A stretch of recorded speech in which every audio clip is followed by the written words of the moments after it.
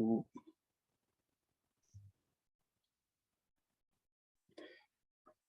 Tapa tapa tū ki te rangi, mai te whai ao, ki te ao Māorama, te hei Māori ora.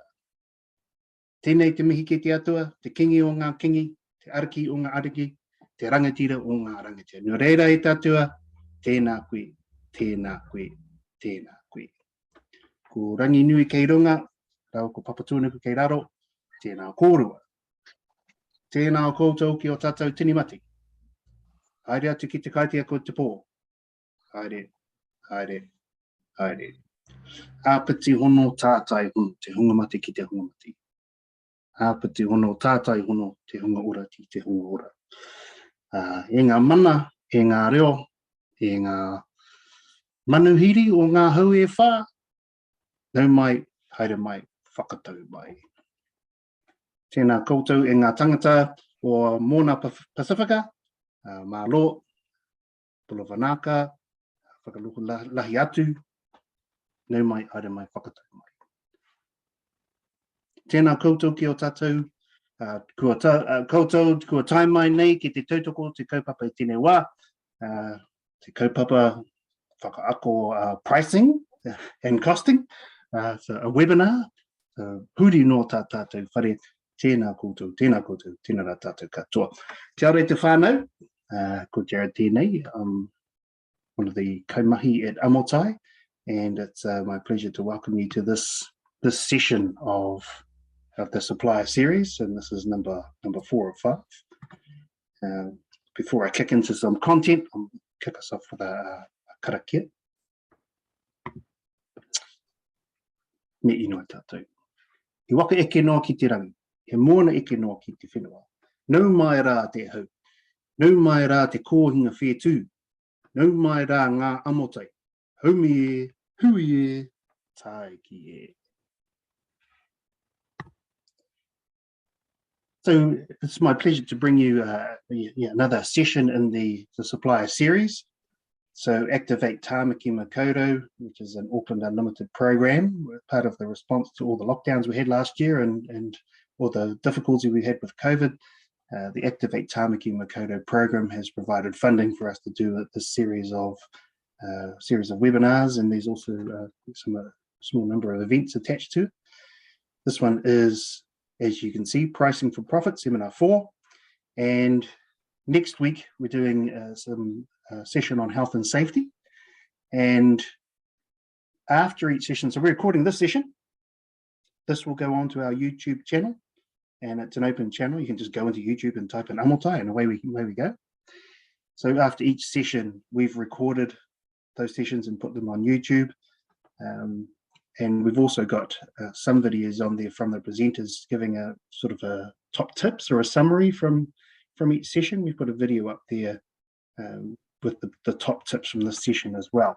So as of about tomorrow morning, depending on how quick Gail is, the recording of this session will be available. Now, you would have come into this event through the event page on Eventbrite, and the link to next week's seminar is on that page. So it has its own page, but the link to next week's webinar is on that page. You have to sign up for them individually. So if you wanted to come to a health and safety webinar next week, you'll be able to find that link, sign up to it, and we'll see you next week, hopefully. So that's, well, that's probably enough from me. I know you guys love hearing me talk, but I thought maybe we should get some other people in on the action as well. So I'm going to stop sharing my screen.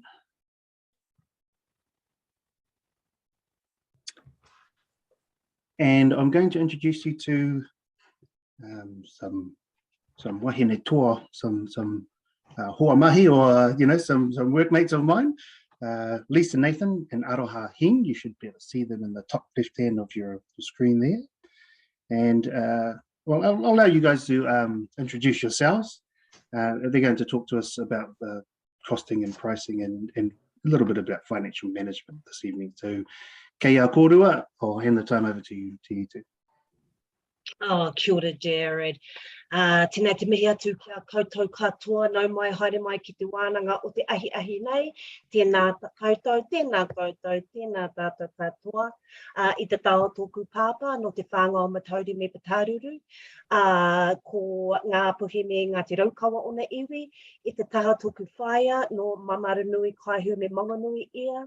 Ko Ngāti Whātua me Ngāti Kahu o na iwi, ko Lisa Nathan aho. And welcome everybody, good to see everybody here today. My name's Lisa Nathan. I run an education provider in Tāmaki Makaurau called Oka Business Solutions. Established back in 2004, so we've been operating for about 18 years now, and we specialise in 4 areas of education, the first being business entrepreneurship. We also deal with financial capabilities, so we work a lot with personal financial capability space. Also, we also provide home ownership education, particularly to whānau Māori looking to buy their first whare or their first home, and lastly, governance training. But look, we're here today, and I'm going to pass you over to my colleague very shortly, but we're here today to obviously talk to you about this kaupapa, which is about pricing for profitability. And so we'll go through an agenda very shortly, but what I'd like to do is pass it over to my co-facilitator for today, and that's Aroha. Kia ora there, Aroha.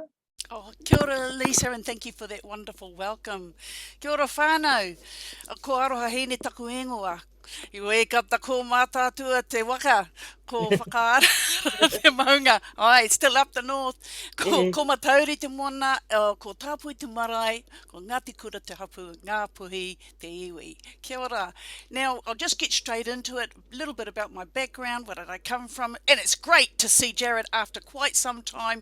We all worked together way back when. It was absolutely fantastic. Looks like we've come full circle. But for me, I've had over 40 years of good practical experience. I still say self-employed rather than a business owner because I notice I'm the one on the tools each and every day, like so many of you out there, no doubt. So through tutoring, through lecturing, through mentoring, through real hard graft, I've focused over the years in the legal aspects of business. That's a big part of my focus, protecting your brands, starting with your terms of trade, which is really about how you do your dealing. Also, I do specialise in financial recognition, and I say it specifically like that because we want to be looking at how you manage your time.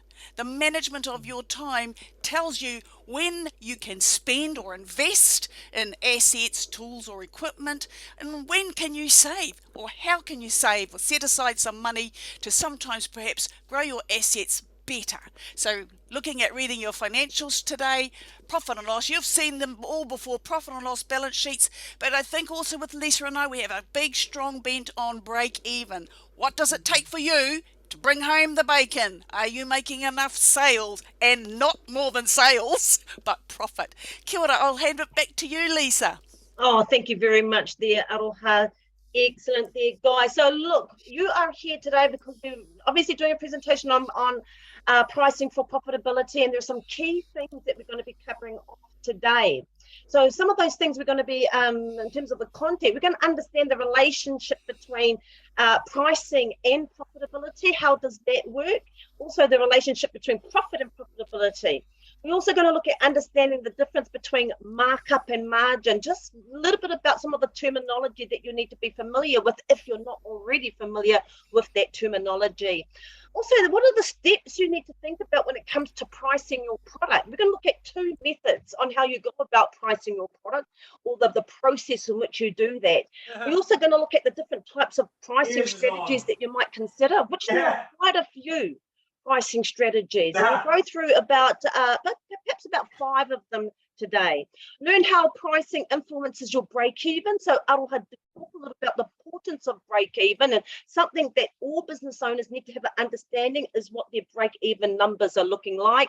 And lastly, how do we improve profitability? So those are the main learning outcomes for today. But what I'd like to do there, Koutou, is actually do a bit of what we call the online whanaungatanga. And what we mean by online whanaungatanga is that I would love to do a verbal one, but you know what us Māori are like, we do a verbal one, will be 1 hour doing whakawhanaungatanga. So we'll make it an online version, and what I'd like you to do, if that's okay, into the chat box, I want each and every one of you to introduce yourself, your pepeha, what your business is, what do you sell, what are your products and services, get a better understanding of what you do, because for this presentation slash workshop to be of relevance to you, it's important that we apply some of the teaching to your specific products and services and or the industry that you might operate in. So if you wouldn't mind there, Koutou, wouldn't mind just sharing a little bit about yourself in the chat box, a little bit about your perhaps I said before, your pepeha, what is your business name, what types of products and services. If you wouldn't mind going ahead and doing that, that would be fantastic. Give you about a couple of minutes or a minute or so. Thank you very much for that there, Katie. Excellent. Kia ora koutou, kia ora there, Katie. So look, when I say online, I need you to write in the chat. And at the moment, we've got one person, so we're either not listening. Oh no, there's a few coming through. Brilliant. Excellent. Thank you very much. Oh, you gave us your pepeha there, Katie. That's awesome. Fantastic. Ngāi tahu, and thank you very much there, Benton. I remember you, Benton, from many years ago, you and Rosanna. Good to see you guys. Fantastic. Your candles and your massage, all sorts of services that you provide. But I do remember, so kia ora there, guys. Excellent. We've got Kitty McDonald. Wonderful there, Kitty. Te aroa waka. Kia ora there, Kitty. Okay, and the rest of you, what are you doing? You're dreaming. Come on, guys. Participation for you to get value of today. Participation. Okay.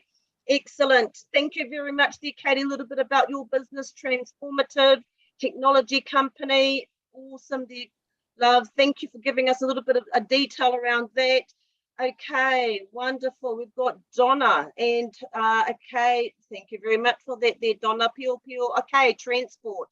Excellent. Thank you very much there. Kelly, oh, you're from Matodi Bay as well there. Kia ora there, whanaunga, Kelly, ngā mihi. Excellent. So, Vakalahi construction, okay, building, wonderful. Also construct the concrete business. Great there, guys. And this is exactly the conversations we need to have. So feel free to continue with sharing a little bit about yourself in the chat box. That would be fabulous. Kia ora there, Thomas. Thank you very much there. Lovely. Excellent. Great.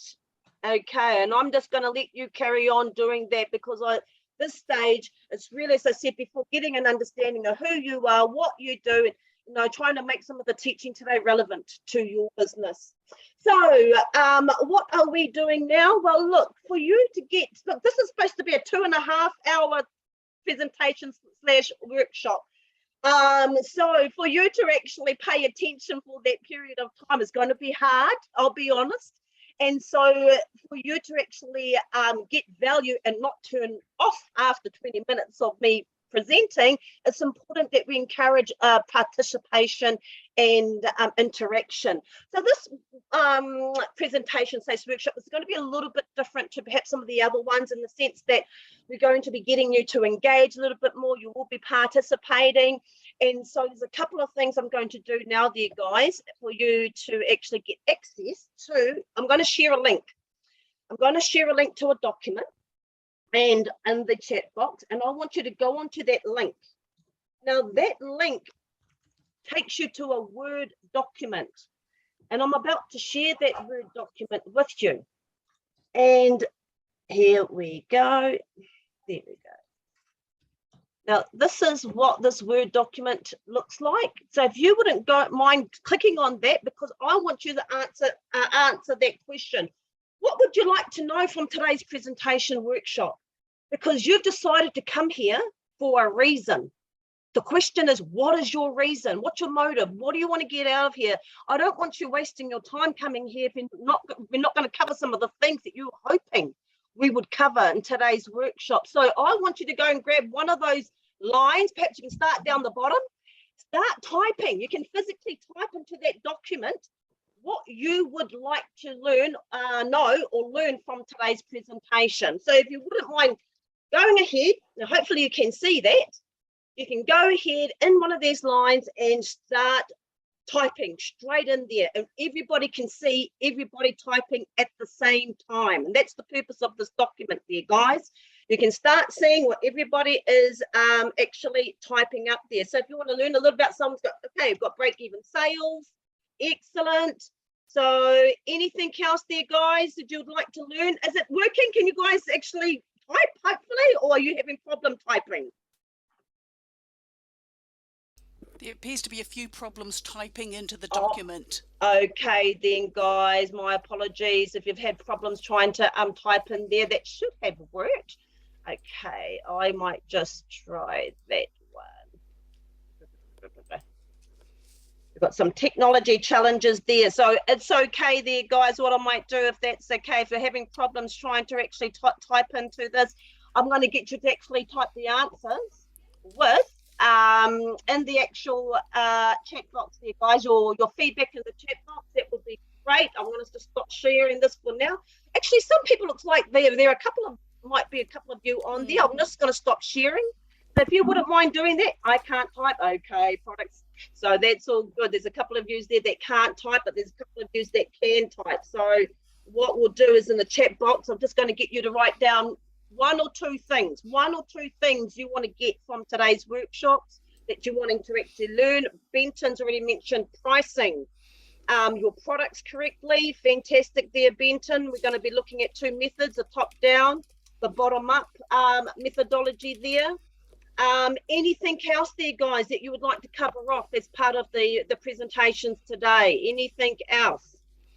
I have picked up a couple of messages through chat, found them linked, so I just put them in there to give a feedback to everybody.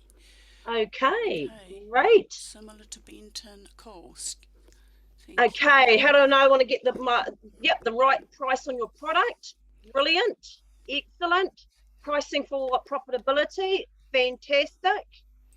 Great there, guys. Look, there might be some other things that you might want to cover off that that is not part of the pricing presentation, and that's okay. That's okay if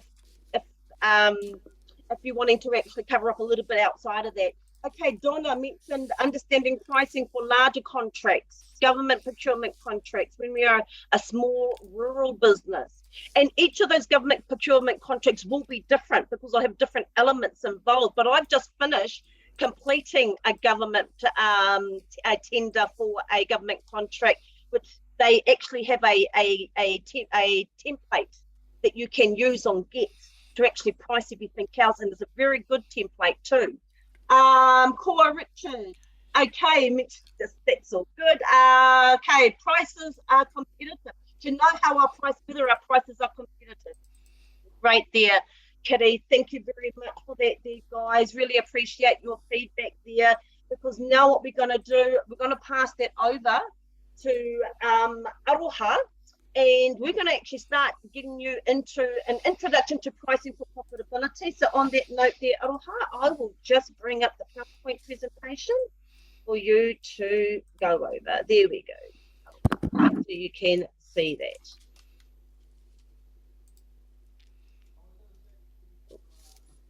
Okay, kia ora. Oh, sorry, I've got some feedback. Is that me? Sorry. Is it better? It is. All right, lovely. Well, first of all, whānau, we'll just take a quick moment to have a look at that, guys. The PowerPoint presentation is a lot of words, but look, I'd like to have some good interaction. Yes, Lisa? No, all good. I'm just making some changes there. Aroha mai koutou. Carry on there, Aroha. Awesome, love. So what I'm trying to do is I've taken a few notes, a little bit about what part of your industry is that you're working in, and also some of what you think you'd like to get out of today's session. So if you just take a quick moment to have a look at that, what's the difference between profit and profitability? What I'd like to do is have a little whip round, because we've got a few minutes on this particular slide. But Lisa, let's just fold the slide down now, and I'd like Lisa and I to have a little bit of banter between these two. Because first of all, if you're looking at profit, because I'm confident that each and every one of you know what profit is. First of all, it's money coming in. They call it revenue, but it must be money coming in from sales. It's not money that you've borrowed, it's not money that you've put in, it's from sales in particular. The other thing is, of course, then you're minusing off your expenses. And what's got to be very clear here, you need to know what your video expenses, your video expenses, what your business expenses are. I'm easily influenced by words that pop up in front of my eyeballs. All right, whānau? So income minus expenses leaves you with the profit. So profit in particular is expressed in absolute amounts or dollar terms. All right. Now, if we look at what profitability is, it's got a little bit of a variation. Profitability is the measurement of profit. Now, it sounds a little bit hard case, I can appreciate that, but let's take a little step back, because the success of any business, it depends on its ability to continually earn profits. That's what you're all doing in business, because most business owners, doesn't matter whether they're a limited liability, a partnership, or a sole trader, they're working in the profit for themselves. So that's what they're trying to earn for them, for their whānau. So what we got to think about is, how can we determine whether your business is making enough profit to sustain and grow? We're looking at, first of all, understanding how to read ratios. What on earth is a ratio? But hopefully we'll be able to pass that on to you today. So ratios means, what does your gross margin look like? What even is a gross margin? Those are quite good. Those are quite good questions. Some of you are a little bit ahead of the game, but some of you are not. So we want to take it easy, so you make sure you understand these. So in order to know we're profitable in our business, we want to be able to see what do the ratios look like, how do we read them, and what information can we gather from that to improve our business. Okay, so Lisa, if we're looking at a ratio, could you give me a little quick rundown? And I'm just going to pick on Lisa because we can have a conversation about ratios. One of those important ratios might be, Lisa, might be liquidity. So what could you do to explain the liquidity ratio? Oh, the liquidity ratio is basically, can we pay the bills? In a nutshell, can we pay the bills? Because if you don't have enough cash to pay the bills, then basically it's going to be really tough. Basically, we're insolvent. That's what it really means. We're technically insolvent. So that's why it's important to understand these ratios. And so one of the things we will do is go through very shortly and explain, well, what are the profitability ratios that you need to be familiar with? And we've got a really good example a basic example on a spreadsheet that we did that I'm going to share with you now. Okay, here we go. Pretty up here. In fact, Aroha, would you mind explaining what we've got here? Yes, well, what I like to see on there is, first of all, we're selling fry bread. And so, from what I can see on the screen, so beg your pardon, whānau, is we've got fry bread. So we've got sales. So money coming in from our fry bread sales. Now we're selling $10 worth of fry bread in this particular example. Now we've analysed that there's a less cost of sales, which in this case, $2.86. Oh wow, we've got low costs. So usually flour and water is a good sales profit in food, no doubt. We've also got, that means we're left with a gross profit. So gross profit is sales and direct costs. What did it cost you to get those sales? And that's called the gross profit. And then we want to be able to submit a little bit of overheads. Now, to be fair, you can't put all of your expenses into a fry bread, but you want to be able to see how much of my expenses can my fry bread provide me. So how much can it cover as far as the rest of the business's expenses? So once we calculate that, it provides us with a net profit. I'm pretty confident that a little bit further down, we got a breakdown of, is that okay to go to that, Lisa? We got a breakdown of what those costs of sales are. Cost of sale in my situation, I'm talking about it being a direct cost. What did it cost to make that fried bread? Wow, look, you've only got 26 cents of costs. So we got a dust of flour, a little pinch of yeast. I did the costs actually. So assuming you buy a 5 kilo bag of flour, and that makes 1,000 fry bread. Gosh, that's ambitious. And so I did the costings out, and it worked out to 26 cents to make 10 fry bread in terms of the direct material. So this is for real, guys. It's for real. Exactly. No, I totally get that. But you know what I'm talking about, whānau. We have a little bit of laugh when we're doing our cost of sales. We know we're only smelling a little bit of flour and some water, a bit of yeast. Next minute, the labour costs heaps. Look at that. We're getting, it's typical in your industry. Some of us, especially in the construction, you know, pow for that construction industry. But it's here, the example is $2.10. Now So that's assuming minimum wage in this example there, guys. Minimum wage.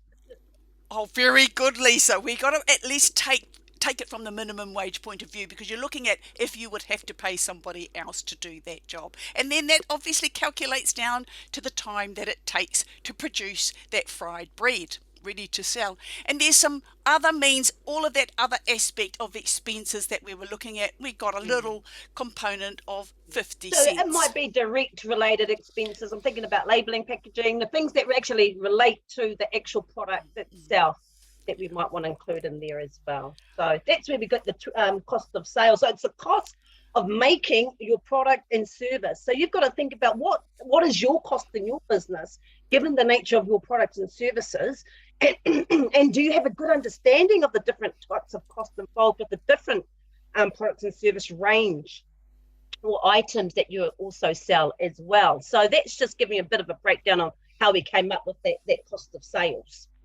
Oh, kia ora, Lisa. Look, I can see Nathan said there's a question. Can everyone see the screen share? Nathan, are you having difficulty seeing that?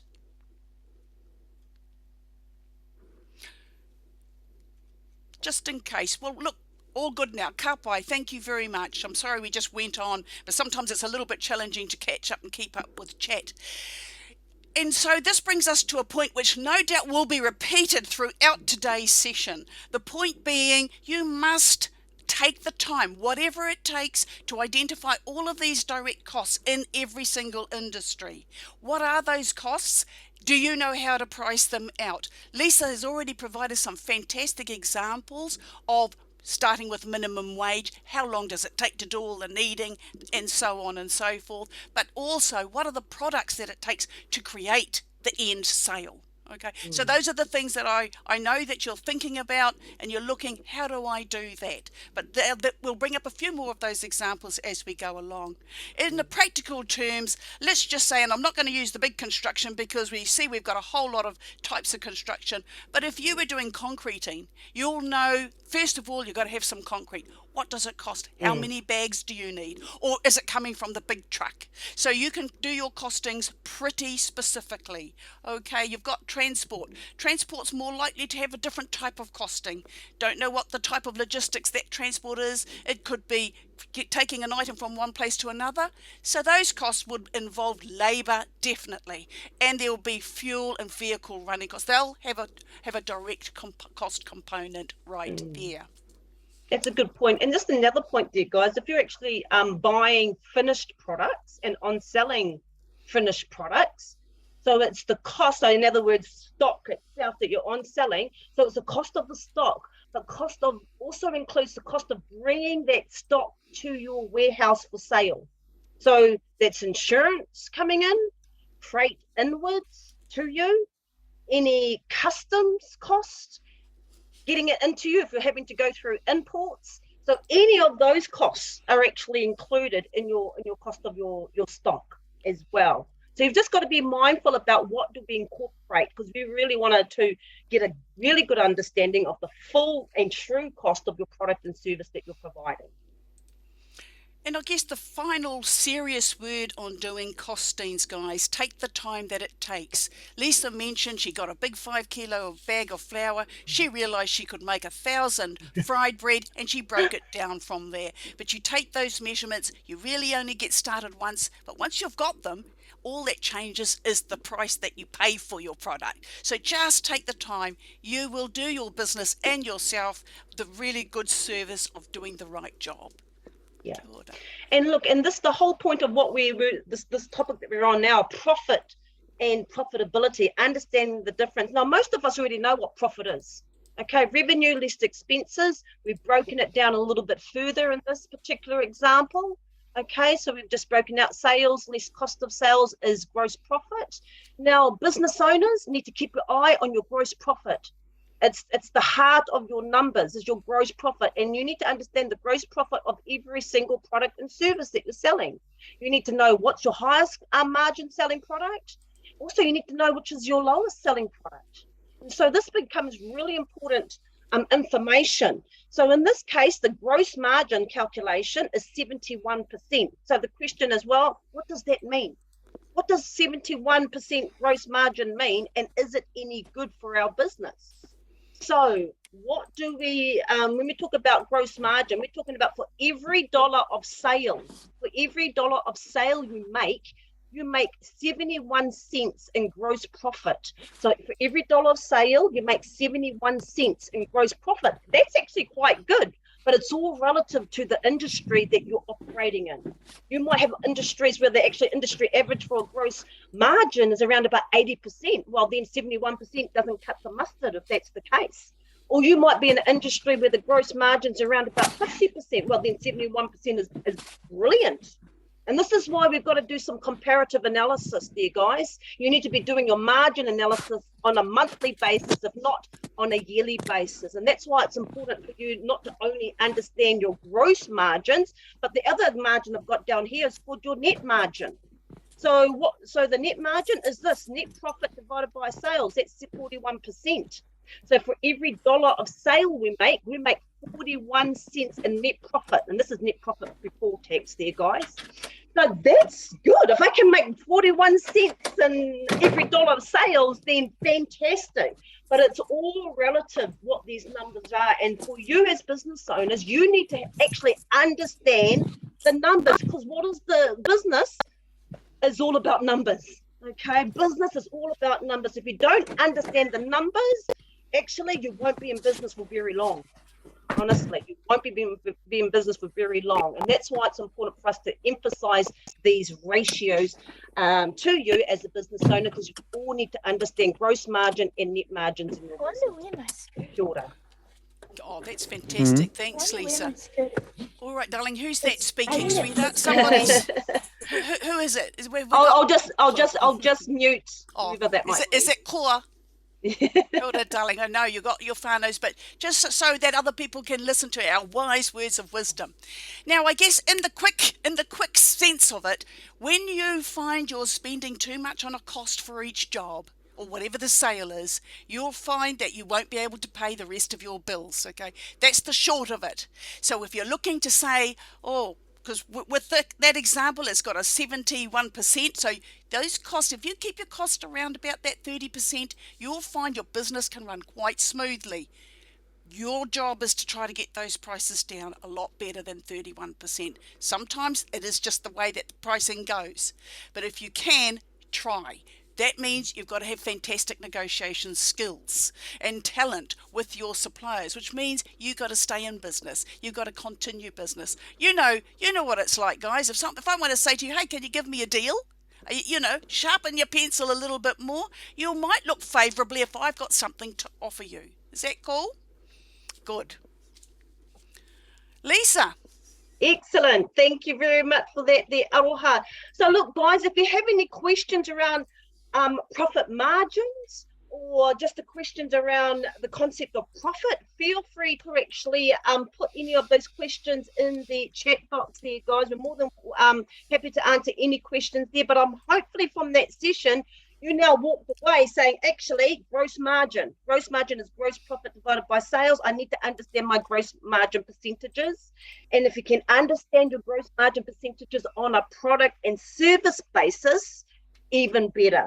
Okay, because then that hones you, that targets you, that tells you, well, actually, should I drop this product? It's not only is it not making me a lot of margin, but there's not a lot of volume that I'm selling at that margin. So you start thinking about which products or services to cut, which ones you might want to retain. Okay, and that's why it's really important for us to have a look at that. Awesome. Now I think there might be a couple of questions coming through there, Aroha. I'll read that question out. How do you distribute overhead costs across different jobs happening? That's a great question. Now, what we'll do is, I think what we'll do, I'm going to copy those questions down, and I believe we'll come back to them, just in case that question is answered in the rest of the presentation. So just let me come back to that. I've got a copy of it, and I'll highlight that. It's a good question. Yep, that's where you need a cost accountant, particularly if you've got a construction industry. But look, that's all good. We will cover that off because it's a very good question. And everything's all driven by what's the core driver, what's the core cost driver over your overheads, and that's how we normally allocate on that basis. But we'll talk a little bit about that very soon. But thank you very much for that question, because often I get asked the question, excuse me, what is the difference between markup and margin? And often people get confused between the concepts of markup versus margin. Well, we've already shown you what margin is. We've shown you an example of both gross margin and net margin. So what I'm going to do now, I'll just spend a little bit of time going through and looking at, well, markup. How does markup work? So what I'll do is I'll just quickly show a formula. And so that you have a better understanding on what that is, what the formulas actually are. So there we go. So these are the two formulas, and I've already shown you what the margin formula is. Now in this case it's gross margin formula. So that's your gross profit divided by your sales times 100 to get the percentage. That's the formula. Now the difference between markup and margin is actually the formula is almost the same. It is gross profit excuse me. Instead of dividing it by sales, you're actually dividing it by cost of sales, the cost of the product or service that you're selling. And so what I'm going to do now, I'm just going to actually show an example of what I mean by that using the fry bread example, and then you can see what the difference is. Now you do need to understand both, and so the reason why you need to understand both is often when people are talking to, well, what's your market, how much, and particularly not supplies, particularly when you start looking at your costs and you're thinking about how much should I put on top of that, then that's when we talk about markup. So here we go here. Excuse me. So before I showed you, before it was a gross margin of 71%, and that's equivalent to a markup of 250%. So if you look at the formula again, gross profit divided by cost of sales gives us the formula here, and that's 250%. So 250% markup generates a 71% gross margin. And so that's the difference between markup and margin. Are there any questions, guys, that you would like to cover off with respect to understanding the difference between markup and margin, or anything you'd like to add, Aroha? No, I think that's difficult to understand that, Lisa. So let's just see what some of our participants might come up with as far as a question, because I'm really well aware, Whānau, that it does take quite a bit to get your mind around what on earth is 200. What does 250% really mean? What is it? So how does that help my business? You know. So let's just have a look. Do we have any questions that might be specific to your business? I suppose one of the things you need to be thinking about from an industry point of view is what is a good markup? What is the industry standard when it comes to your markup?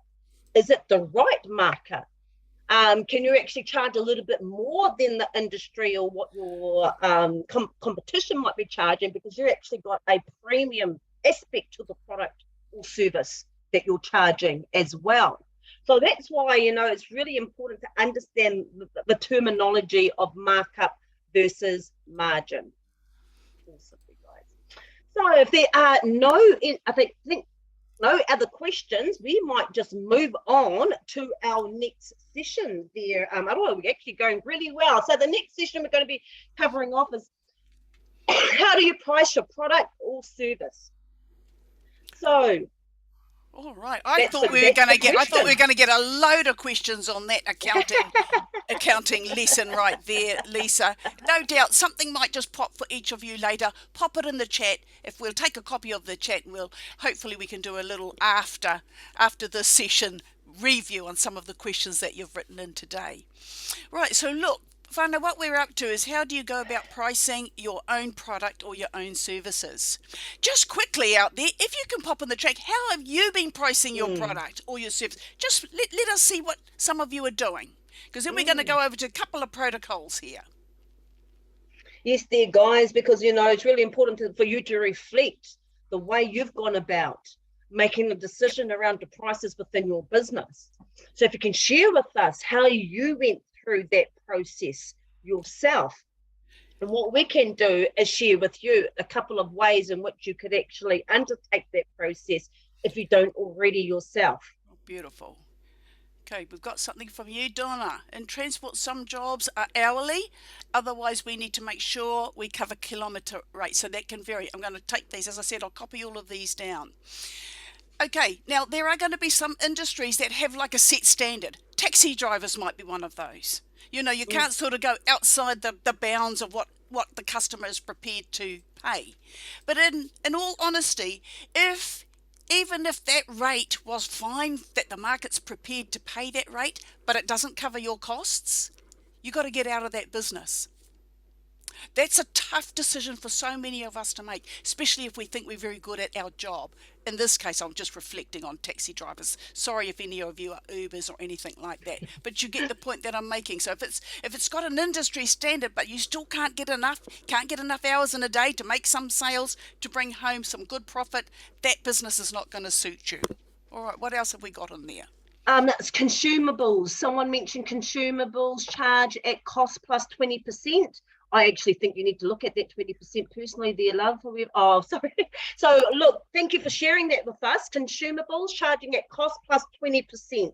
Thank you very much for that. But let's have a look at that. You know, I'm just thinking, oh, is that 20% enough?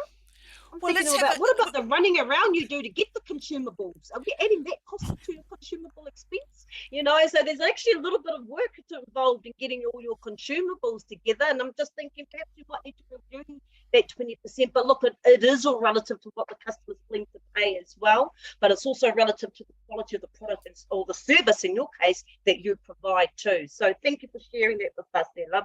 I appreciate that. Just going to stretch it to this particular point of view, because we've talked about if it's not going to pay enough, move on from that business. Really have the courage to do so. It's actually the same rule for jobs. If a job's not paying you quite enough in an hourly rate, even if you are employed, you've really got to be able to think, what can I do to bring something a little bit more into the home, or can I find myself another job? But mostly, guys, what you're doing is you're going to start. You have got to start first of all, and most people find this a drag, but you've got to at least, in order to price something that you're very good at doing, you have got to know what is your personal budget. Yeah. You can't get away from it. You must. It's all this ratio. It's analysing. It's saying it's just about the money. But first of all, what is your personal budget? What is your business budget? Because your business will have different types of expenses. Then what are the costs? What are the costs involved in making a product in particular? And there is also costs involved in providing a service. You as a professional must identify those. And once you put the figures to that, then you get an idea of how much it's going to cost you to provide this product or the service. It doesn't matter. It's the same rule for everybody. The fried bread is the rule. So you've got to factor the costs first. That you can't get past it, guys. Even if you think, don't worry, I think people are doing this and I can do better. I've heard all of those stories from so many businesses in the past over these 40 years. All sorts of things. But if you do not know your own position, it's the same as where am I going in the world? If you don't know where you are right now, you'll find you cannot go there. You cannot go there. If you are going there, you're moving, you might be struggling. But if you're going there fast, it's because you've got an idea where you are right now. So that's why I want to really hone in on costing all of the elements that makes you happy when you are working. The other thing is, of course, once you know all of that, you might say, let me talk about your direct costs. I could use the fried bread, but there's so many other things out there. Once you know what it is that's going to cost you to make that product, talk about products only in this case, you will have an element to look at. How much can I build up? How much can I put on top of that? Those are those markups and the margins that Lisa related to just previously. So once you know what your bottom line is that you can sell it at, let's pretend the bread was, well, I can't use bread because I'm finding I'm getting a little bit lost on that cool price. But let's pretend it cost you $5. Let's pretend now whatever this thing is you've got, it's cost $5. I'm going to put a markup on it. Let's say I'm going to times it by 3, which used to be a bit of an industry standard, but let's look at it, say times 3. So now I know I can sell it for $15, and if I've done all of my costings and my expenses, I know that it will work for me. So I say yes. If I say times 3, $15, then I'm finding out how many of those $15 do I need to sell. Whatever that item is, how many of those do I need to produce, make, buy, sell, move on to make my profit? Okay, we're getting there. We are getting there. So the one price you need to know is, what is my minimum that I can sell my product at? The next thing is, that's called a bottom-up pricing or bottom-up strategy. The next one might be, look at what your competitors are doing. We have to look over the fence and see what they're doing. How well are they doing? What kind of prices are they offering? So let's say there's a difference between the product that I'm selling at $15 and theirs might be at $55. You know you've got a bit of a window.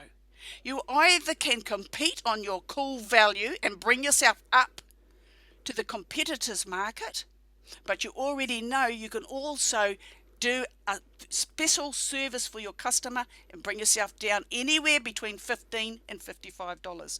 So you'll be pricing yourself quite right between the two, provided you've looked at your costs and your expenses. Another thing you want to look at, guys, when you whatever your industry, whatever your business is, keep an eye on at least 3 of your direct competitors. 3 of them. How they're going in the market. You will also know how the market is flowing, whether it's going to be a good time for you to perhaps offer sales, offer something a little bit more attractive. Kia ora, Amotai? Is it Amotai Gale? Is that all right, love? Did you have a question? I think she was on a phone call. Oh, kapai. All right. No, that's quite good. So what I'm just trying to suggest to you is, once you know the cost, you can put on your margin. Let's pretend times 3 for a moment. Then you'll feel, yes, that's going to give me a good profit for my business. Then you look at what your competitors are doing. And I do suggest it's a good habit to get into if you look at 3 of your direct competitors. Somebody that's at your standard, but what are they doing in the market? That's a really good point there too, Aroha, in terms of looking at your competitors. So the other thing you need to also think about when you're looking at your competitors is, what is my value proposition? Yep. What's my value proposition relative to your competitor's value proposition? And does your value proposition justify a higher price than what your competitor's value proposition is? And so when we're talking about value proposition, we're talking about understanding how understanding what your customer needs are and being able to align your product and service or promote the benefits of your products and services based on what that need is. And if you can articulate that really, really well, then you can actually charge a higher price than what your competitors are charging. But look, I just also acknowledge a couple of comments in the chat box. Thank you very much for that there, Katie. You talked about coming up with an hourly rate that you thought was an industry standard about six years ago, and give discounts for bigger pieces of work. So look, with that in mind there, Katie, hopefully you've been reviewing your rates on an annual basis there since then, and that's something we certainly would encourage you to do, because now with the inflation rate, it's something else you need to have a think about there, guys. What's the inflation rate at the moment? It's sitting at 7%. Unless you do something with your pricing, your margin's just been affected, okay, because you're actually costing you more to provide those products and services. So for particularly or any type of business, you need to be reviewing the prices of the minimum on a yearly basis. And you need to think about potentially changing your prices to align with those inflation changes or increases that have been happening. Also, Nathan Ricky, kia ora there. Investigate the market, reflected our prices on different sectors. Excellent. Cheaper for education, more for corporate. Very good. So so you might provide the same service, but different industries get different rates for those services. And so that's good. I mean, look, if that's and they're happy to do that because there might be a little bit of different level of delivery to that particular industry to justify a different rate, then awesome, fantastic. Now, one of the other things that my life partner and I do is we've got this little Amazon business. We were just doing a tutu, to be quite honest. We wanted to see how it all worked. And so when we did our research for suppliers, we knew we had to be finding a product where we can sell it at 3 times the price we bought it for. So we go through our due diligence process looking for products, and if it meets all these different criteria, but the financial criteria, if it meets the 3 to 1, then we'll look at purchasing it, because we know what the cost is to be able to ship it over there. It's held in the Amazon warehouse, and then Amazon has all these other different little fees that they charge on top of that. And so we looked at that, and then our initial upfront marketing for that product to be able to come up with, okay, we need 3 times the price. So for some industries, you might actually be aware of what that type of markup might look like for you as well. So kia ora, thank you very much for that there, Aroha, sharing with us the 2 ways, okay, top down and bottom up pricing. So I'll just go through and just briefly recap that and share that with us.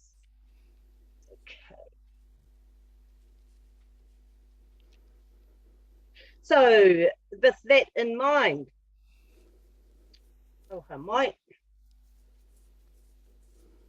so just a little bit of a recap on that section that we've just covered: top-down pricing, bottom-up pricing. So just a couple of key points that we just wanted to highlight there that Aroha had mentioned is, understanding what your competitors are charging. I mean, one of the things we would encourage you to do, if you haven't done that already, is actually do what we call a competitor profile. Competitor profile on your 3 top direct competitors, not just looking at their pricing, but looking at everything, because this you get a bit of an understanding in terms of what their value proposition is too. So we would encourage you to actually do a competitor profile. Understand, if you can, your direct competitors, if you can do that, get some research. And when we talk about direct competitors, we're talking about organizations that sell the same product or service that you sell to the same industry that you're selling as well. And lastly, just thinking about your own value proposition. Does it justify a premium price? So those are just some key points for you to go away with when you start thinking about top-down pricing approach. And in fact, we would encourage you to do both. Actually, you do need to do both. You have to do both, because you need to analyze. You need to analyze your cost versus your bottom-up pricing versus your top-down pricing, okay? And the reason being, you need to know is, one, we need to understand, look, my top-down pricing, is it below my bottom-up pricing? Because if it is, you're making a loss, okay? It tells you straight away, I'm going to be making a loss on it. Therefore, should I be selling this? Should I be really thinking about that? Or what do I do to make it different for me to justify a higher price in order to sell? Okay, so that's something you need to think about. Also, the bottom-up pricing approach, just to recap there. Okay, really thinking about those products or services that you're really wanting to prioritize. What are the costs of making those products and services, plus your overheads? Now, going back to the question that was raised earlier, how do we allocate our overheads amongst different products or different programs or different projects? Now, often the allocation of those is driven by whatever drives the business. So what I mean by that, if you're a construction business, it might be direct labor hours. So the number of hours, okay, to do a job or a project, and you might want to allocate the overheads on that basis. So what you'll do is you get an idea, well, what is my total direct labor hours for the whole year based on your current staff, direct labor staff, and then you look at, well, how much hours for each of those projects, and you do a percentage of that, and you spread that out over the your total overheads. So that's how you would normally do it, based on the cost driver. So as I said, if you're driven by labor, then it's normally direct labor hours. If you're a highly automated or capital intensive business, then it might be machine hours in which you allocate those overheads across those different products or services. And those are a couple of ways. Anything you would like to add to that there, Aroha? No, I think you've covered that, but I think, again, those couple of key, just to summarise all that, very key to know what your expenses, your costs are. That way you'll get a good starting point, what you can at least sell it, the minimum you can sell it for. And then looking at the other guys, you've got an instance. If you get some big customers saying, look, I'd like to buy a lot of that or a lot of your hours, you can then say, between my top down and my bottom up, I can do a deal. So that's really what I think is very keen here. And of course, quality. Are you the $2 shop? Are you Briscoe's? A little bit more expensive. Warehouse. So you think about your business in terms of what my value is, and you should be able to price yourself. Or you could be Smith and Coe's. Awesome. Now, guys, are there any questions that anybody have for the bottom-up or the top-down pricing methodology? Any questions? Now, Nathan, education quite often has less funding. Oh, yes, I'm in the education game. And so I totally agree. Look, you just talked about before that, you provide the same service to different industries at different rates. And so no different to my business as well. I deliver NZQA programs. Those are fixed at different prices. I deliver programs with various government agencies. Those are even at different prices as well. So again, part of it is you'll be able to negotiate, but you really do need to have a look at your broad product range and services, because sometimes one subsidizes the other, and you're thinking, well, why would you want to go into one that's loss leading in to begin with? Because it's for strategic reasons.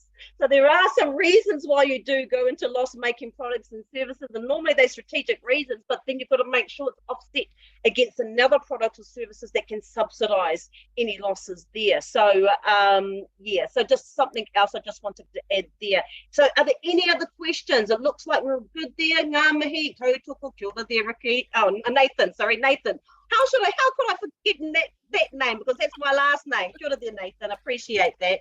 Just Lise, just a comment, just quickly then. Just a tautoko you kōrero so far, and if you know what your costs are and you can do the bottom up and the top down, it's important for whānau to realise where the walkaway point is as well. Yes. Often people are reluctant. You mentioned it, so I'm just going to reiterate it. Often business owners are reluctant to walk away from business, even if it's below their walkaway rate. They think they're losing the job. Are you really losing? If you're walking away from business that's below your walkaway rate, you've dodged a bullet. So but be confident enough to put your pricing out there. And then if someone says no at a particular rate, maybe you've dodged a bullet, not lost the job. So just tautoko your kōrero so far. Now that you've brought up a fantastic point. Again, we're coming back to have the courage. Yes, you must have the courage. If you look at the numbers, Lisa also alluded to, sometimes you do have a loss leader. It means you may not be making but you cannot really honestly go below break even. It makes no sense because it's costing you money. Unless you feel like you are now starting to gain something that is called popularity, bit of knowledge. Lisa, as she alluded to right at the beginning, she's been in the industry for a while. She's built up a great portfolio. However, all of those contracts, there's no way Lisa can actually afford to have a loss. So what she will do, whoever's coming to deliver, she'll see if they can work into a budget. I.e., she might say, oh, Aroha, Jared, I've got this contract, can you work within this budget to do these deliverables? So she will make sure she does all of her homework before she says yes or before she says no. Kia ora. Thank you, Jared, for that, Lisa. Yeah, no, kia ora. And look, Thomas just brought up a really good point there. No, it can be quite tricky sometimes getting prices from competitors, but the clients are often willing to state the price they're willing to pay in. No, that is so true, particularly the nature of potentially the nature of the industry that you're in. It might be quite difficult to get some competitive pricing. So the question is, where can you get some of that type of information? Are there industry publications? Are there industry associations? Are there, I don't know if they still do it, but there used to be some benchmarking information that University of Waikato used to do across different industries around financials, taking IRD data out, extracting that out, and then coming up with all this data. And I thought, okay, I don't know whether they still do that, but I know they used to do that. So again, if we can find out ways in which we can get that information, then that's great. But also Thomas actually mentioned, well, the clients are willing to state what they are willing to pay, the range in which they're willing to pay. Anyway, so at least it gives you a little bit of an indication there. But look, it's always useful to find out what the competitive pricing is. Donna, we have been a subcontractor to a larger contractor, and as we are providing transport cartage, that is our sole service. However, large subs can take a loss on providing cartage that make up on say digger hire, and so how can we compete with this? Yeah, no, that's a really good point there. I mean, yes, that's all about the competition again, isn't it? There, Donna, particularly if you've got a larger competition, and particularly if I just had a speak to one of my clients, and he just said, look, providing labour hire services for the construction industry to a large client, and the large client poaches one of his labour hired staff directly from him. And I'm thinking, where's your restraint of trade? Where's your clauses with your clients around terms of trade and all of that? So anyway, there's some learning from that process, but there's really some good points there. I'd like to just chime in there, because what you've asked is a really important. You've shared a very important point, but it does go back to be fair.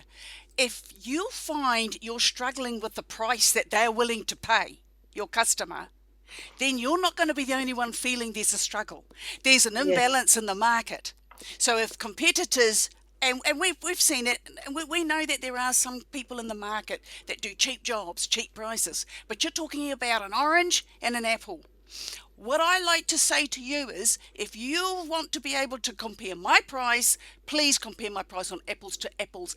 That means let's show you the same value. And I am quite confident it's not going to be apples, and I don't want to say oranges because they're beautiful, but whatever the stink fruit is, whatever it's called, lettuce. So wherever it is, you want to say, I think those prices are winning on something that is an inferior product. That is usually the case. If you find that they're just not prepared, you've got to push back a little bit more. Again, have the courage to walk away, because it won't work for you in the long term. That's a really good point. Sorry is it okay if I verbally ask a question? Yes. Because it's kind of for it. around pricing, and I'd be typing for weeks otherwise. Go for it. It's about most of the stuff we've talked about already, we do through our accountant, which is really helpful. And he was quite helpful when we started making the candles a while ago, about how to do the pricing of the ingredients. But he couldn't really screw it down really tightly, and he said it's going to have to be a bit of a guesstimate, because the variables involved in my candle making is quite complicated. For example, so I make my candles, because we're a small business, in batches. I have one wax melter. Most big companies will have dedicated wax melters that they just put the fragrance in and pour that out of that one. I don't have that luxury, so I have to do them by the batch. But what that means, though, is the ratios is what I'm not sure to charge of, because, like, for example, I use fragrance oils and essential oils only. Now, when I make, I'll give you an example. If I'm going to make one batch of medium candles, the way it's measured out with a Pyrex jug I use, and the volume of 50 mils of mixed different fragrances into that, like I might use 6 drops of one fragrance, 5 drops of another, 3 mils of a drop. And the different pricing. The pricing of those little ingredients is just a bloody nightmare. For example, too, I might, in one batch, I might make 4 medium candles and 2 large ones.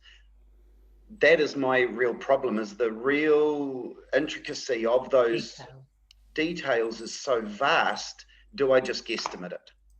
Because I'm not sure how I can work out what to charge for one drop from a dropper of a fragrance, because that's literally how it and I've been to fragrance makers and they can't even tell me.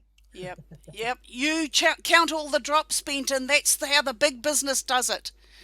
All the perfumery, they count the drops. Yeah, they do. So you're not counting a litre. Now, of course, if you've got a little 50 ml, it'll tell you, and then you multiply it. It's pretty quick. So if you've got a little 50 ml or even a 20 ml, you say 1, 2, 3, 4, 5, 6. That's how they're doing it. Okay. Right. Now, we're not saying take a whole litre, love. So have a bit of sense about us. We know we're going to have a 10 ml bottle, a 50 ml bottle. You say, how many drops do I get out of that? Then you times it by. That's the problem, because like oh God, finding time to do that. I think we need to do the mentoring session with you there, Benton. I'll tell you what. So look, we'll have another call in, because your one is a little bit more complicated. It's massively different, because and if I was to, and with all due respect, if I was to take your advice, I'd be doing that for the next year, because I've got like 18 to 20 different varieties of candles, every single one, every 3 sizes. That's what I need to talk about. So yeah, that's the stuff that we need actual help with, not any of the other pricing stuff. We've got that all down.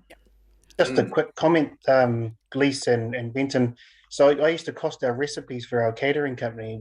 I could tell you that there's 7 grams of smoked paprika in a particular product, that a napkin costs 2 cents, a fork costs 6 cents, and a plate costs 12. So I'm not saying you're doing it wrong, but there's also a ratio of gathering information is not costless, like you say, and it could take hours to do. So then the things that make up the biggest costs are obviously the most important to nail down to the last tiniest little thing.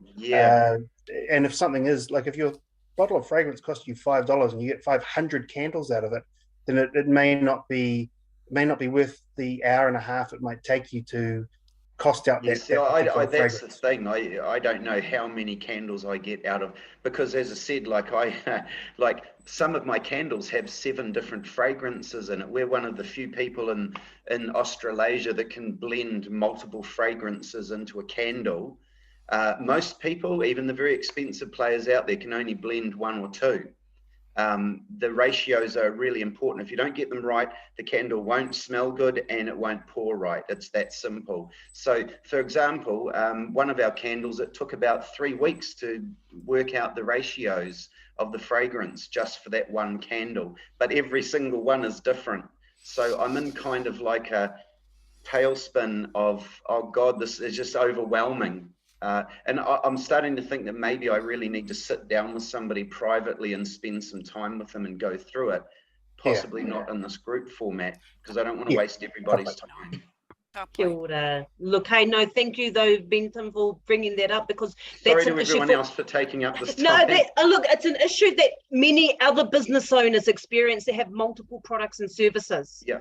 And look, you know, like Jared mentioned, when he had his business, they actually costed out every single item that was included in their production or process. And that's the level of detail, but I can see how it's more further complicated. It's extremely because of the amount of the different complexities, ingredients, the methodology that you use. So I think we might have to have a catch-up session on that one. I'll talk to Jared about us potentially catching up and having a session. For example, I have like some of our bottles of 500 mils. I have no idea. I mean, to count the drops of a 500 ml bottle would just, I'd lose my mind. Yeah. No, that's fine. Actually, it's just because you don't have the process. It's not very difficult. You can pretty much work that out. Really, it's not difficult, because I can already tell you how I would do it. Yes, it's the same as between a tablespoon and a teaspoon. Once you've got that worked out, your mind will work. The ratios worked out. It's all the ratios. But absolutely, a good appointment would be very good for you and Benton with Lisa. That's exactly right. But sorry, I've got like all the, for all the recipes and that, I've got all the ratios and that obviously documented in that, but it's actually breaking down those ingredients into each one and costing those out. That's my real, I should have said that at Right the at the beginning.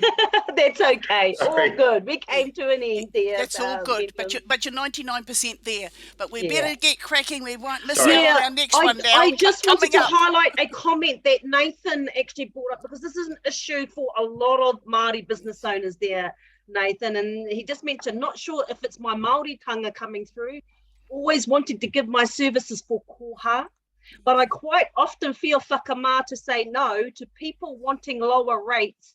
So thank you for your kōrero matua. So that would have been when Jared was talking about, where's your walkaway point? I think Jared had talked about the walkaway point. It's a hard one there, Nathan. Look, I still do it, because when we make a decision, there's the logical financial side, but then that's the left side, and you've got the right side, the emotional side, the awhi side, the wairua, the community side that's saying, I think I need to help this person. So, but look, there's a bit of a cut-off point. It doesn't mean that you don't. It just means that, you've got to really see where you spend your time. It's about your time at the end of the day, and the limited time we've got available, where you best use it. So, yeah. So, look, I just wanted to say thank you very much for bringing up that issue, because that's a real issue there. Yeah, so kia ora there, guys. I think there's a few comments there. I think we've got to move on to our next part of the presentation, and now we're going to be looking at the different types of pricing strategies here, guys, that you might want to think about for your own business, and no doubt you would have already thought about with your current prices. So there's just a few here. I've just actually put together a list of different pricing strategies for you to consider. Now, there's a couple there that we've already gone through: the competition-based pricing, which is your top-down; the cost-plus or the markup pricing, that's the bottom-up that we've spoke about; recommended retail pricing. Normally, it's a price that the manufacturer normally recommends that you sell it if you are a retailer.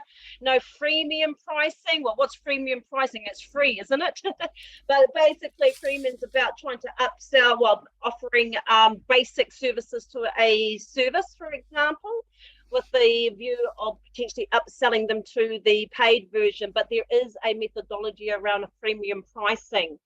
Premium pricing is really about your value proposition and being able to look at what you can sell on, how much more you can charge on top of your competitors. Variable pricing looks at, and I think might have been Nathan had mentioned that you actually provide the same product or service but different prices. It might be because it's different industries, or it might be because of different locations as well. Hourly pricing. Now, this is often a lot of our whānau find it difficult in actually thinking about a price, putting a value on their time, putting a rate on their time. And so I've already mentioned one way you can go about finding out, well, what is the industry standard rate? But even then, often we find that many of our businesses cut themselves short by charging under what others would actually charge for. So I just actually want to probably defer back to you there, Aroha, in terms of hourly pricing strategy. Did you have any thoughts and comments around a way in which individuals or businesses can go about valuing themselves, valuing their time? Now, that is a really good question. Now, there's not an easy answer, because it sort of like touches on, when people want to have a discount or want to have something done for free, that's kind of like the similar thing. But what we do know, in the market, everybody can tell what on earth is the minimum wage. If anybody here knows it, just say, yes, I know that minimum wage. So, that's a starting point. But what does minimum wage really look like for you as a business? Let's pretend you say, well, I'm going to price myself at minimum wage. Cool. You put your 40 hours together and you say, oh, does that bring me enough money, to bring home for my business? Coming on to break even shortly, I'm sure. And then you want to look at that and you go, okay, no, that's not enough. Or an indicator is, if I put myself in the market for $20, I'm going to make a lot of sales, and I'm going to be busy and I'm going to be tired. That's one of the biggest indicators that a lot of people have had. They get exhausted from their business because they're busy, they're making all these sales. It just really means there's an indication that your price is too low. especially if you make a lot of sales. It doesn't matter whether it's a product or a service. You'll find if you're selling a lot, people will say, yes, I'll buy it. You price it low. So if you then think about, the next thing to think about, and this is going to be a tough one for some, is you must double it. That's a strategy. So you double it. So you say, no, I'm going to charge myself out at 40. And then you'll find you're still getting good business. Maybe it wasn't as fast as before. You'll find you'll still get good business. You'll know, oh, you're nearly there. And then what you do with that is you triple it from the beginning. So you go for 60. So now we're up to 40 and you try to go for 60. And when you lose a lot of sales, you think, I'm around about the right price. Does that make sense, everybody? So that's what you've got to look at. You must try and double it, then you must try and triple it. Because if you're doing too much or you're making too many sales, your price is fairly likely very low. As I said, doesn't matter whether it's a product or a service. There's a lot of that's happened in the market. Too many people are afraid to try and give themselves a chance to double it because they think, oh, but then you'll really find what the market value of your product or service actually is by trialing it. Awesome. Thank you very much for that there, Aroha. And look, there are some other examples of pricing strategies. You had mentioned there, penetration pricing. This is about basically you're looking at a price to be able to steal customers away from your competitors. Skimming prices. So the skimming price is actually when you got a new product or service, you actually go at a higher price, see what the reaction is, and then you reduce it over a period of time based on the reaction of the market. Actually, skimming and new product pricing is quite similar from that perspective. Psychological pricing really looks at a rate that people perceive a little bit lower than the rate that, like for example, instead of selling something at $1,000, you're selling it at $995. And it's only a little bit different psychologically, but it's not four figures. There's $1,000. It's $995. So it's all about how people perceived the different pricing. Optional pricing, it just talks about adding things onto products and services. So you might want to add like add-ons to your current products or services. So that's what we mean by optional pricing.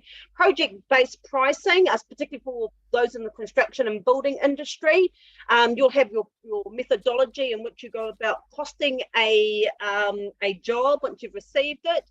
You'll have your calculation, either a spreadsheet or some type of costing system to then put in your different costs, and then whatever markup, whatever rate that you use to be able to charge that out. So look, there's project-based pricing and then value-based pricing as well, which is all about your value proposition there, and actually they're all about your value proposition in some way. But what I wanted to do now was actually share with you a spreadsheet that I found through HubSpot. In fact, what I will do, I'm just going to stop sharing now, because I'm just going to share with you a website that if you're wanting to go on and grab this calculator, it's a sales pricing calculator. It's on the HubSpot website, and where that takes you to is to this website here. And you just need to go down and put in some information, get the actual calculator, and the calculator looks like this. And there's the different types of pricing strategies here, depending on the one you're interested in or that you are doing. You can go onto that one and it takes you to the right worksheet, and there's a little bit of a calculator in here in which you can put some information. It tells you what you need to do, and then it provides that information for you. So I just thought, oh, that might be a good little tool to share with you. If you're wanting to access that, you're more than welcome to access that. So I'm just going to stop sharing now. And are there any questions there, guys? Are there any questions on pricing strategies, or what pricing strategies do you use in your business there, guys? Do you have a particular pricing strategy that you use?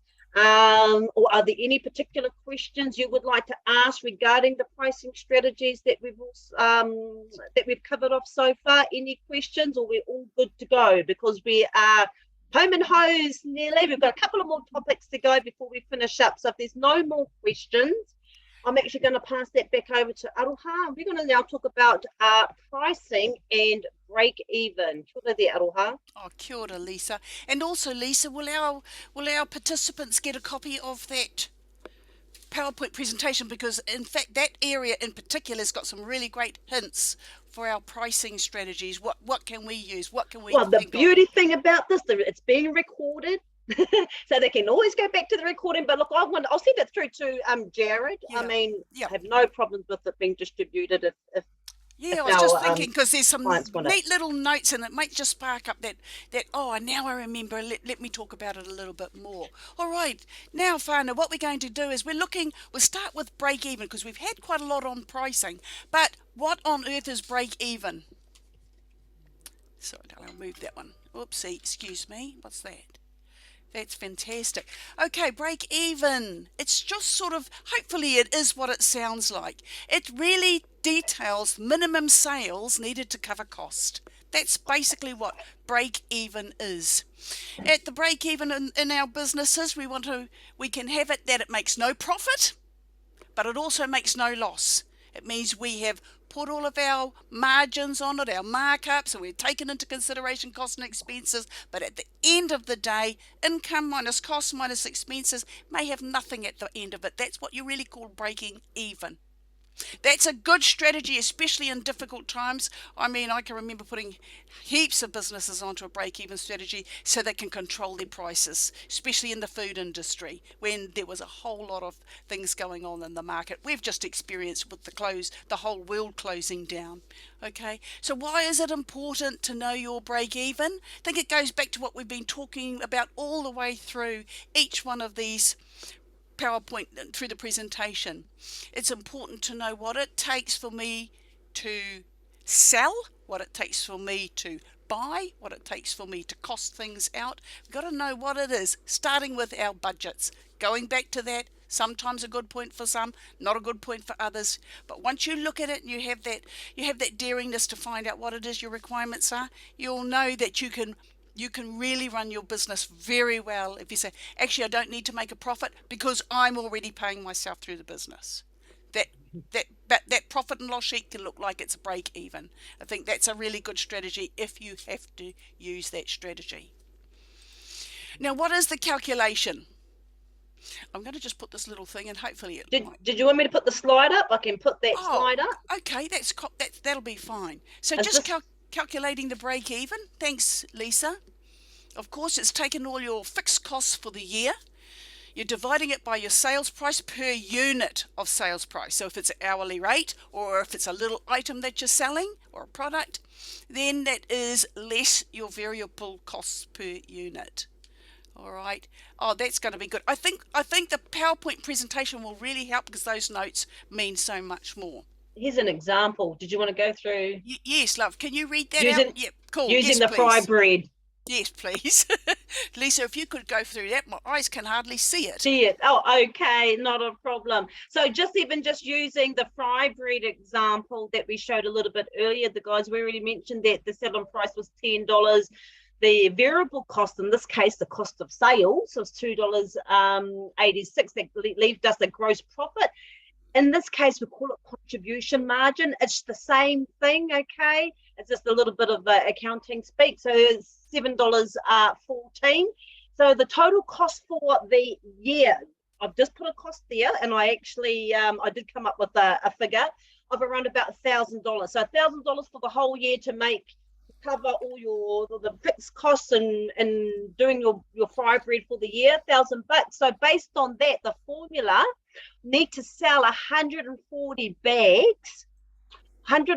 bags of fry bread, okay, to be able to break even 140 fry bread there, guys. So that's what that entails there.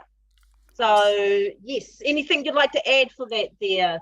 What is great about seeing that in its example, it's a live example, and it may be not your business, but you can use the same formula, the same positioning with all of your businesses. It makes no difference. But you can see by looking at it, you ask yourself, oh, can I sell 140 bags of my unit, of my item that I'm selling, I'm producing? whatever the case may be, you might say, yes, of course you can. In fact, it looks so small looking at 140 bags. You can sell that in a week or in a night, no doubt. But you'll know your industry and it'll make a difference. And I hope that you can see by that example that the pricing does impact your break-even sales. Yeah, that's right. And look, my apologies. I said 140 bags, didn't I? Supposed to be $140. So my apologies about that there, guys. I just realised. I did think it was you doing and I said it bag right there. bag of break-even sales, not break-even unit. So it's $140 that we need to make to break even. This is where then pricing comes into play. And so this is when we can then find out, well, actually, how do we convert that? How do we convert that to the number of bags that we need to sell them for? So if we are selling them at $10 a bag, which is our current selling price, we only need to then sell 14 bags, okay, 14 bags of fry bread in order to break even. And this is the relationship between pricing and break even. Okay, so once we understand what your pricing is, then we can work out these are your break even in units. The number of bags that we have to sell is 14 bags. Okay, 14 bags at $10 per bag gives us $140 in the break even. So we need to be producing $140 in sales just to cover our cost in this example. Okay, so kia ora. Fantastic. I think so. Are there any questions about your break even? It can be a really good strategy should you need to think, I can last, I know what my rock bottom is, at least I can continue in my business until I believe the market trend's going to change. And guys, every single one of you, if you're in business, you need to know what your break even is. You need to understand what's the minimum sales, because that's it. You don't make the minimum, you make a loss. So what it's telling you is of the feasibility around that as well. So that's why it's really important. You should all know what your break-even sales are. Awesome there, guys. So any questions on that whatsoever before we move on to the next session, which is the lucky last session? Any questions there, guys? Okay, we are going to be moving on to the last one, and that's how to improve profitability.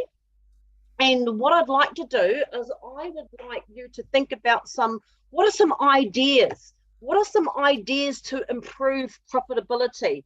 And look, you can just think about any idea. You can think about a sales idea or cost idea. So any ideas, firstly, to improve profitability, or any ideas to reduce costs. So I'll just put that in there.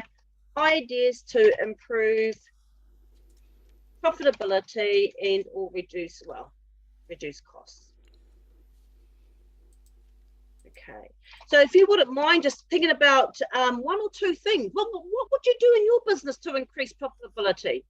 What would you do in your business to think about better cost control, financial management? What would you do? What would be some strategies you would employ there, guys? I just want you to put some comments, one or two points in there. So what would you do to either reduce costs or improve profitability within your business?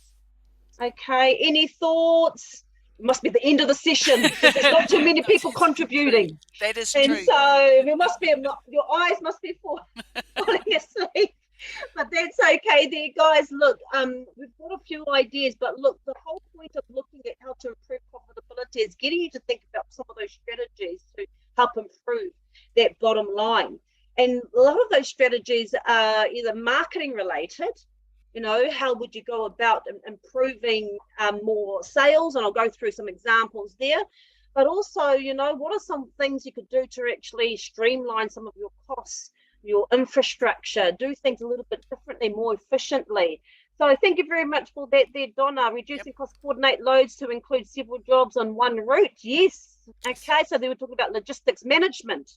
And in your business, that's exactly what it's all about, isn't it? Put some mana into marketing and advertising. Sure, thank you very much for that there, Nathan. Really appreciate that. And look, what I'm going to do now, just share some other examples there. and just get you just some thoughts. But if you want to add any more, then you're more than welcome to do so. So here we go here.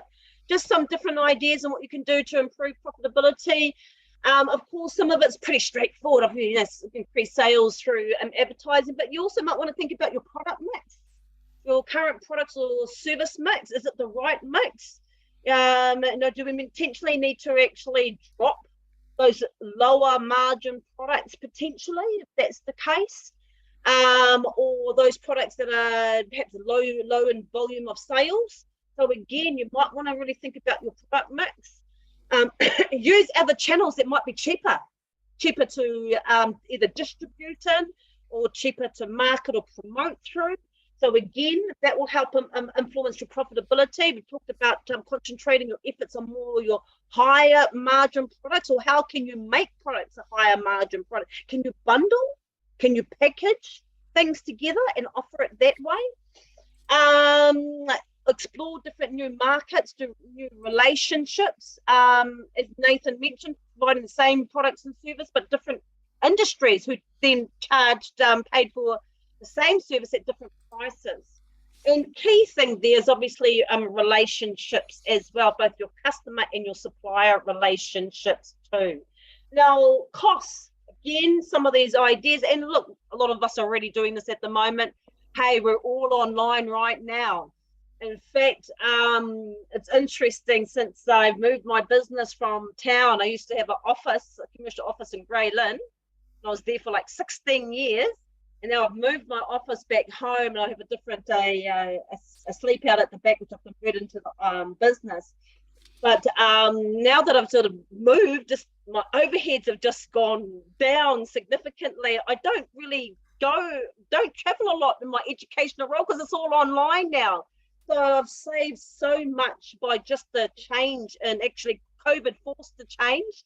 But the way that my business model has evolved as well meant that my margins are a lot more better and improved.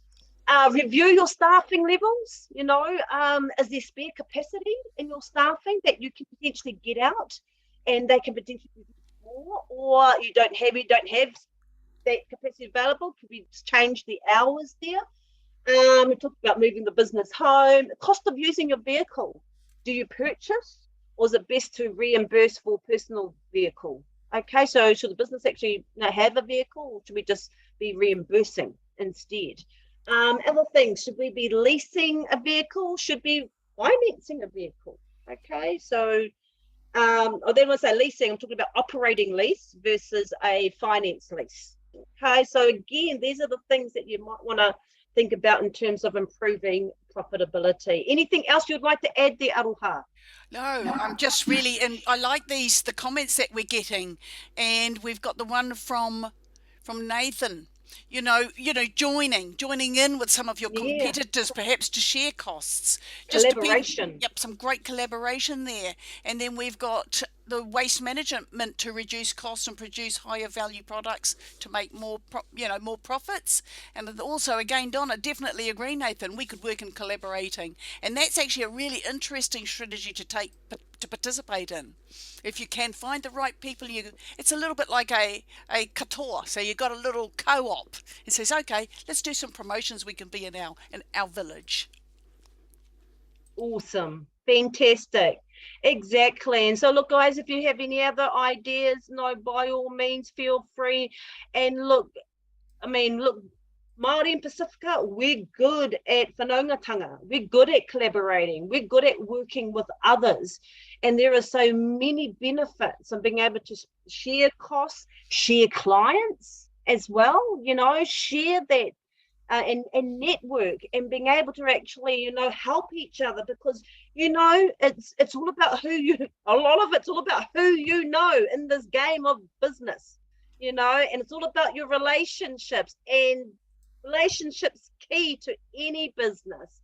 And so it is really important there, guys, and we just really wanted to highlight some of those key areas there. But look, thank you very much for your feedback. It's been some great feedback on our chat tonight, and now we are heading to the last part of the session on how to improve profitability.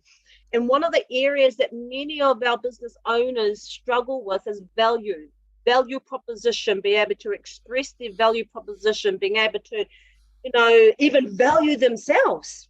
It's the whole thing about self-perception.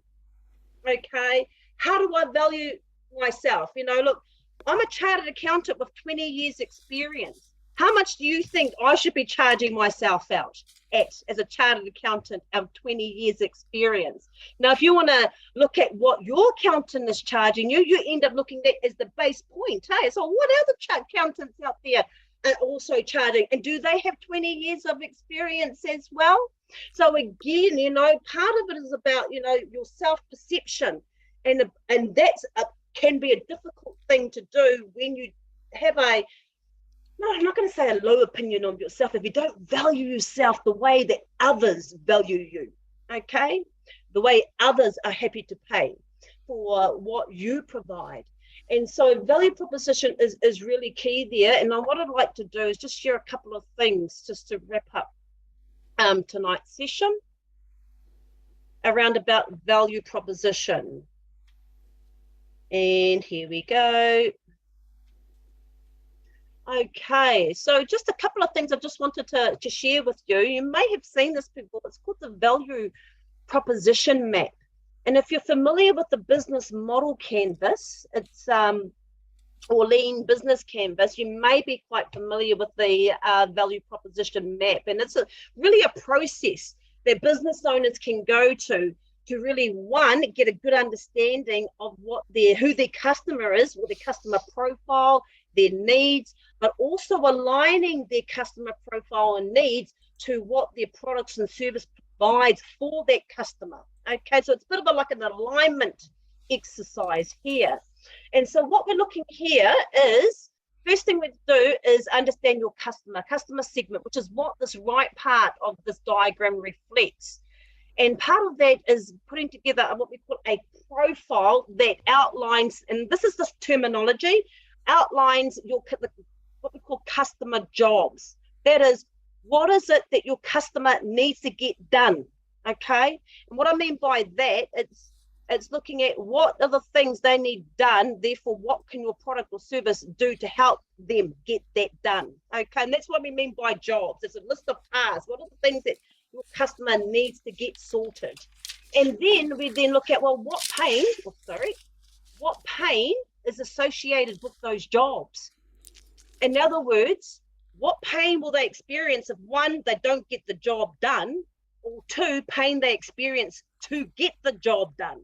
Okay, and we're all guilty of that. If you're one of those people who don't like doing your financials, you have to do it, but you procrastinate because you hate doing it. That's pain. That's what we mean by pain. You don't want to do it. You don't like doing it. And therefore, you experience some pain in the process. And that's what we mean by pain. So we've got to understand, well, what's the pain of our customer if they didn't get the job done, or pain they experience in order to get the job done? And that's really key there, because we make decisions around purchasing more based on pain than gain. So, and that's where the third point comes in, is what gains do they get when they do complete the job? Okay, so what is the benefits? The emotion. Now, what type of feeling do they get from that as well? And what we're trying to do, get this information, what we're trying to do is then align that to your value proposition, which is on the left-hand side here. And so obviously your products and services, just understanding, okay, this is what you buy, or what you sell, shall I say.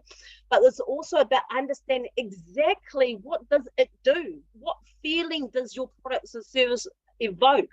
What type of things does it do to make people or customers happy? And this is where we start understanding, what are the gain creators? What gain does these products and services provide?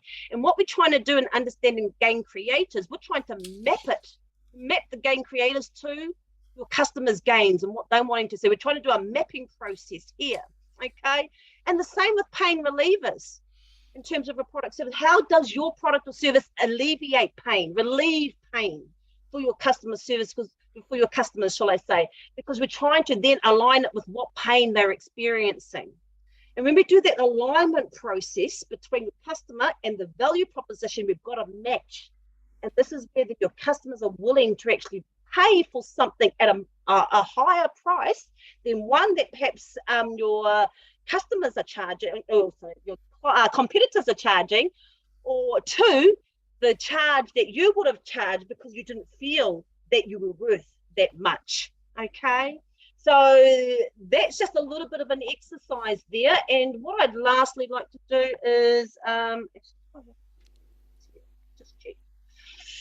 Okay, I've just got this little template that I put together. It's called the value proposition canvas template, and basically it's just you filling in the blanks. Okay, it's you just being able to fill in, just go through these sentences and just fill in the blanks, and it's a really good process to help to put together your value proposition. Now, what I would like to do, and see if I can do that, I'll see if I can share this into the chat box so that you can just download it and have access to this. Okay, so I'll do that now. And are there any questions? Are there any questions on value proposition or how to improve profitability before we just summarize and recap what we've covered off so far? Any questions whatsoever? Good. Okay, well then I'm going to pass that over to Aroha now. And yeah, we are just going to finish up with a little bit of a recap and round robin. Now, I'm more than happy to put up the PowerPoint presentation there, Aroha, just to put up the key summaries of what we covered off today. Well, I'll just go over it. Oh, sorry, I've got a bit of feedback, but all good. Now, look, guys, what we did cover today was a lot, and there should be a lot of questions. Once you take your mind away, you'll think, oh my gosh, I wish I'd asked that. Give yourself that opportunity after we wind up, because of course you're going to have dinner times coming up, but give yourself a chance. You've got a few little strategies that you can access. A few bits and pieces, but look, we went over profit and profitability, we went over markup and margin, pricing a product or service that does take a little bit more courage, and we can appreciate that, but there will be some strategies we'll be able to offer as Lisa and I have a kōrero after this hui. Pricing strategies was one of the things that was a common theme all the way through. Types of pricing strategies, now that's an interesting one. Get to know a little bit more about these types of pricing strategies. That will really help you get over some of these fears you have of saying, am I worth that much money? Because that's usually the fear that we have. Pricing and breaking even. What does it take to break even? As long as we know the figures, we've got to start somewhere and keep moving forward. Doesn't matter where you start from, as long as you know you're bringing in enough to help keep the roof over your head and feed your family, keep them warm. And of course, improving profitability. There were a couple of great ideas, and I think the one that catches my mind often is, would you like fries with that? Some of those guys, they're not your industry, but they've got some great strategies. And if you know who that is, it's McDonald's. Used to say, would you? And even on those little push button machines that you go to, those devices, they say, would you like to? Would you like to? Would you like to? They're just giving you these little offers. Maybe our business can have a little bit of that in order to improve our profitability. So what we'd like to ask you guys, if you can just quickly flick something in the chat, just has to be a word. What was your main takeaway from today's session? That will help our kōrero afterwards to know what we could work on and put something together should that be appropriate. All right, just a little word, couple of words. You like those groovy girls, you thought they were pretty okay, they kept the scene going. Oh my gosh, Lisa's got a whole lot of good kōrero. I really like Lisa. Can I get some mentoring from Lisa? She got, there's a lot of things that might be going on in your mind because you've heard that. So I can't see any words going on, but this is what I'd like to ask from you is, what is your takeaway? And as I said, Lisa and I will have a kōrero after this. See what we can do for some after effects. Oh, that's a great one. I love that. That calculator's an awesome little tool. All right, fantastic. we appreciate you being thankful. Hourly rate calculator, that's come up a couple of times. Yeah, upbeat, yes, like real life scenarios. And just remember, guys, as you're going along in your business, you are not the only one. But if you know how to reach out, luckily you've got Amotai that you've come through. Some of these organisations, they're great because they've got awesome connections. And you just never know what you can gain out of that. And as far as having mentoring or just saying, hey guys, can I have a chat and a cup of coffee? You'll be paying for the coffee if you were needing to talk to me about anything financial, taxation. I said, no, come on, I don't mind doing that, but you'll be buying us a cup of coffee and hopefully a scone. That might be my value, Lisa. I got to do better than that, Dale. If I put on some lipstick, would I be worth more money? Don't go there, Aroha. But yeah, that's not where I was going, but you get the point. If I was wanting to present myself in a suit and tie, people think I'm worth $400 an hour. And we don't mean on K Road, we're talking about real life. But you get the point? So if I had no makeup and I went down to a meeting as a financial planner in my, in my hard case work boots and shirt, you'll say, oh, who's that girl? But I'm just putting a little bit of a joke spin on sometimes our perception. Okay, cool. All right, now, anything that you could add? I liked a lot of the tools we've used today, Lisa. Your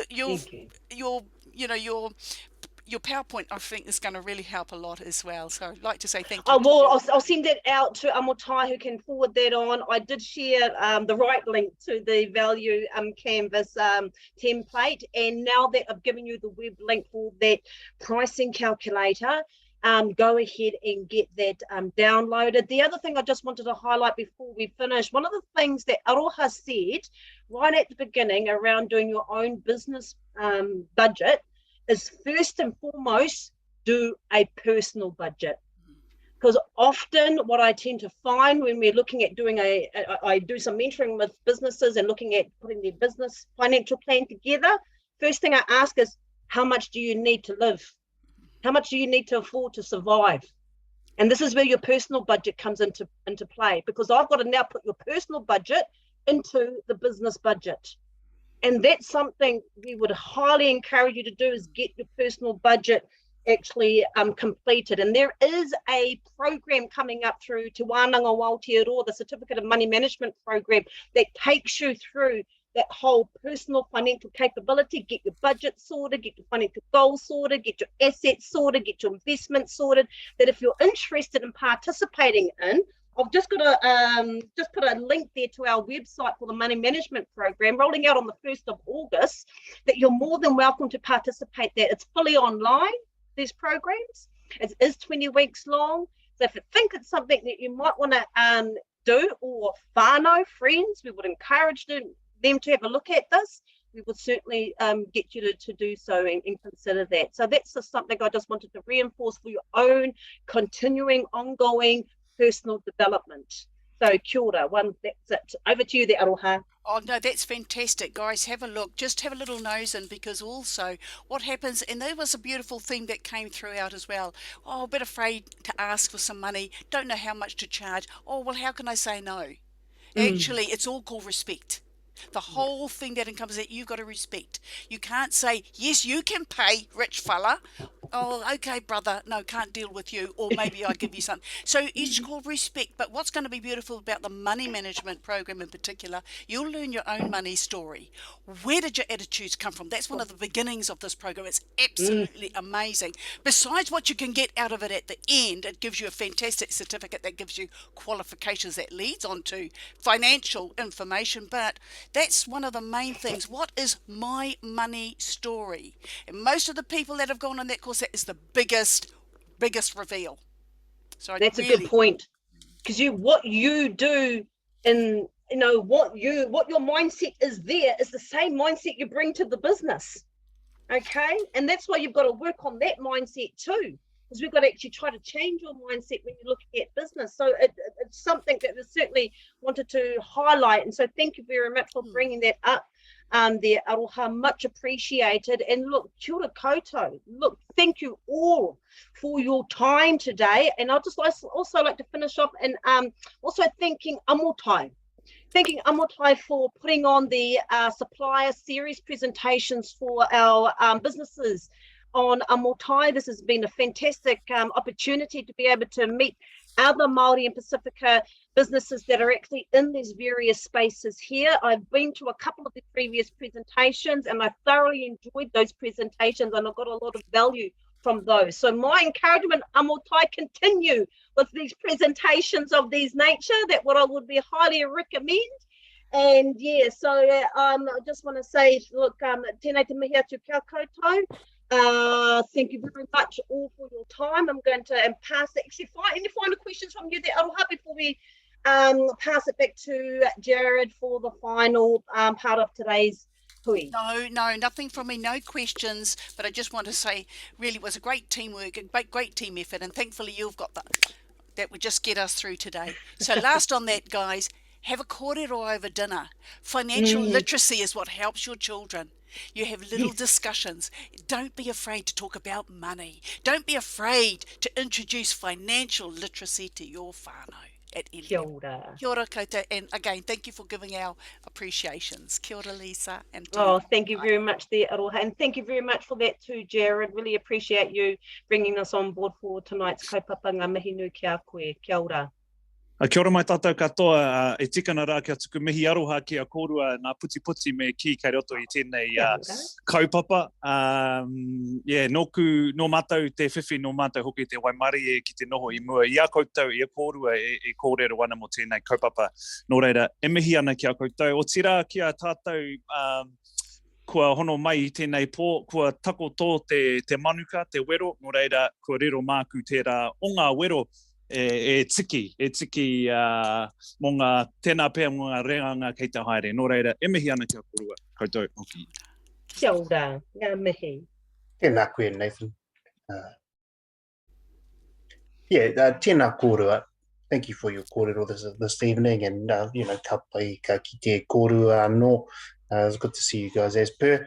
And good to see our whānau online as well. I can see that it must be approaching dinner time because a few people have dropped off. Just the hardcore left, whānau, sticking it through to the end. Tēnā kōrua for your kōrero this evening, and I know the whānau got a lot out of it. And thank you for your feedback in the chat too, whānau, on comments on how it went and things you learned and that kind of stuff. That's really valuable to us. So I'll ka kite anō, and hopefully I'll see you all next week for session 5. Ka kite koutou. Nice meeting you.